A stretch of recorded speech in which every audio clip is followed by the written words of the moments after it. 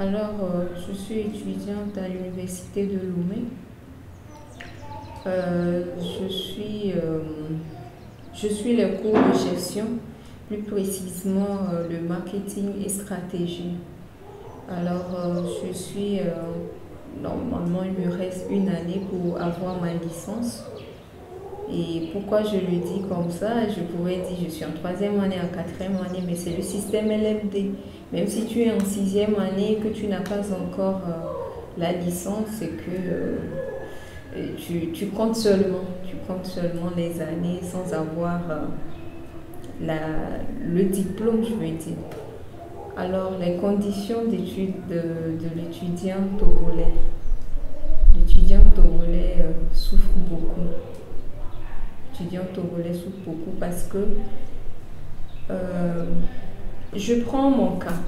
Moi, je quitte d'habitude la maison à 6 heures, sachant très bien que les cours débutent à 7 heures. Mais en quittant la maison à 6 heures, je sais aussi que je n'aurai pas de place. Pourquoi je n'aurai pas de place? Parce qu'on est trop nombreux. On est nombreux plus que les amphithéâtres qu'on nous attribue. En première année, par exemple, nous étions près de 2000 étudiants et on nous a donné des amphithéâtres de 500, de 1000 et de 1500 places. Or, c'est loin d'être suffisant pour pouvoir suivre les cours dans de bonnes conditions. En quittant la maison à 6 heures, soit je reste dehors pour attendre les camarades qui finissent, disons, le premier cours et leur demander ce qui s'est passé en classe.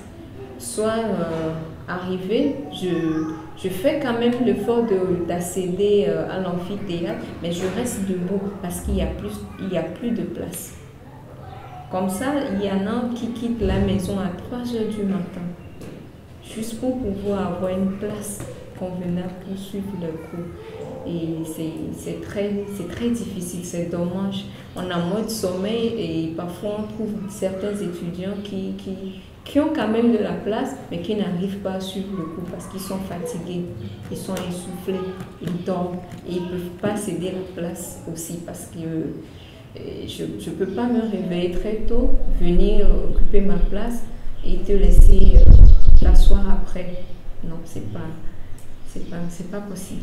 Souvent, il faut dire que les matériels sont vraiment délabrés, si je peux le dire, comme ça.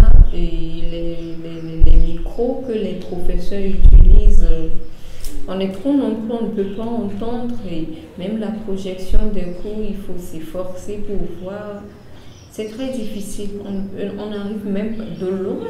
Ceux qui sont derrière, au fond de l'amphithéâtre, ne peuvent pas lire ce qui se projette devant. C'est très difficile. Soit tu suis quand même le cours comme ça et après il y a des TD qui s'organisent, tu peux aller suivre les TD. Même les TD, c'est difficile. C'est difficile, l'étudiant n'a pas de quoi même payer, puisque les TD sont payants. Les TD sont payants. Et les TD qui sont gratuits, c'est toujours certains étudiants qui les organisent. Et ça aussi, c'est très difficile. Comme c'est gratuit, tout le monde veut y aller. Et souvent, ils choisissent des petites salles qui ne peuvent pas contenir plus de 50 personnes. Vous voyez la proportion, 50 personnes et 1000 personnes, 500 personnes, 1500 personnes. C'est vraiment difficile. Mais on tient et on se bat, on veut avoir un diplôme pour avoir un bon travail demain, puisque la vie de l'homme se résume à ça, travailler, avoir de quoi survivre. Voilà.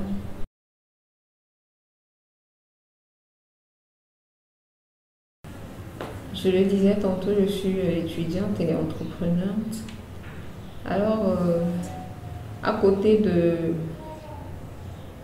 de ma vie estudiantine, j'ai créé une entreprise avec un collègue qui s'appelle Ismaël Kassim.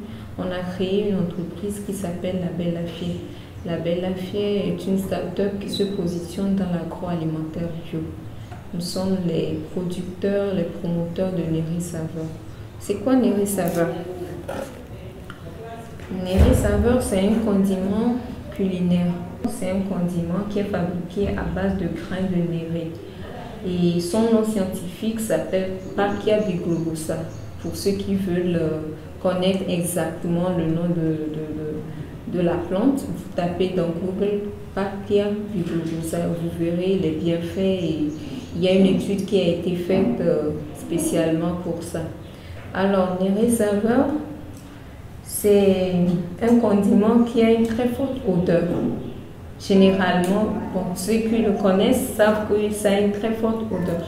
Alors, notre particularité, c'est d'avoir pu atténuer la très forte odeur, permettre aux gens de le consommer vu son importance et son importance dans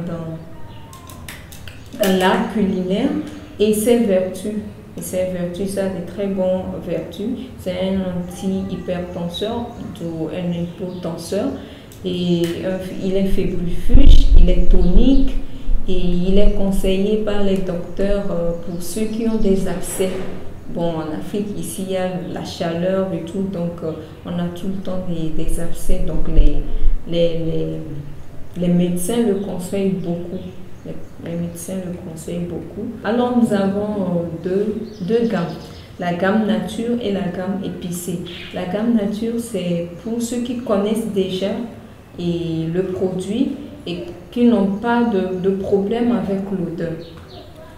Malgré qu'on a atténué la très forte odeur, et il y en a qui trouvent qu'il y a aussi de l'odeur, mais pour les puristes, ça ne pose pas de problème.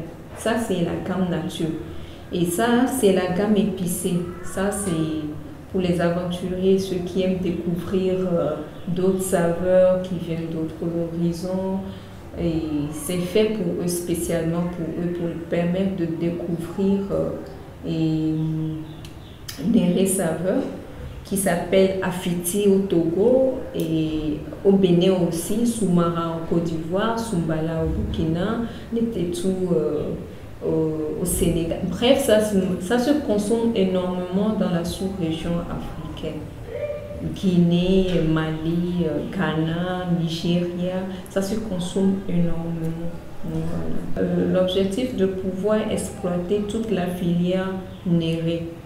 Actuellement, on a déjà la farine enrichie de néré qui est fabriquée à base de la poudre jaune du néré. Ceux qui connaissent le reconnaîtront. Lorsque nous étions enfants, nous en prenons un peu, que nous léchons. C'est très bon, naturellement et sucré, très riche en vitamine C et vitamine D aussi. Donc, on envisage faire aussi des gâteaux avec et des jus à base de cette même farine et pourquoi pas des pâtes alimentaires. En tout cas, nous sommes en train d'exploiter toute la filière.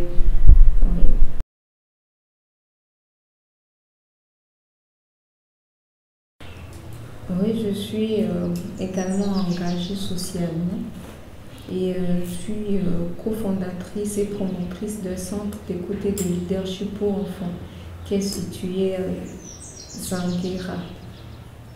Alors, comment est né Mesosis Dana? Mesosis Dana est parti d'un constat. Dans mon quartier, dans ma communauté, j'ai remarqué qu'il y a certains enfants qui ne fréquentent pas, pendant que d'autres ont la chance de fréquenter. Quand tu parles de fréquenter, c'est fréquenter l'école. Fréquenter l'école, oui, fréquenter l'école. Alors, je me suis demandé qu'est-ce que je peux faire pour ces enfants? Qu'est-ce que je peux apporter comme soutien à ces enfants?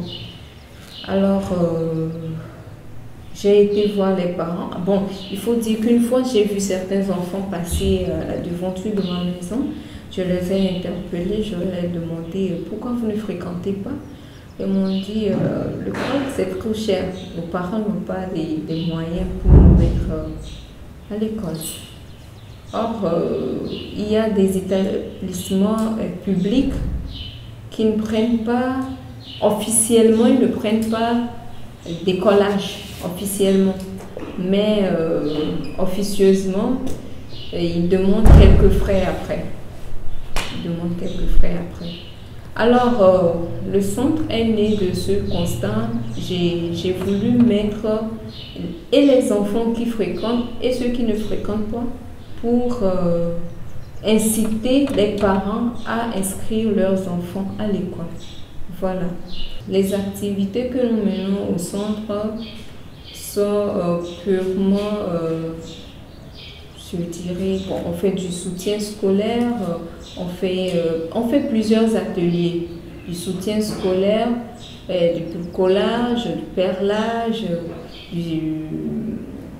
on fait du perlage aussi, du dessin. Voilà, on fait plusieurs activités pour amener ces enfants à développer leur potentiel caché. Tu sais, enfant, quand on ne pratique pas des jeux ni des ateliers comme ça, on ne connaît pas son potentiel. En tout cas, c'est comme ça que ça se passe au Togo. Je ne sais pas si ça se passe comme ça aussi ailleurs, mais au Togo, dès qu'on est enfant, lorsqu'on est enfant et qu'on pratique un jeu, les parents trouvent que c'est une perte de temps. Au lieu d'aller étudier tout le temps, et ceux qui fréquentent, c'est tout le temps étudier, ceux qui ne fréquentent pas, c'est aider les parents dans leurs activités de vente, de commercialisation. Bref, c'est ça. C'est comme ça.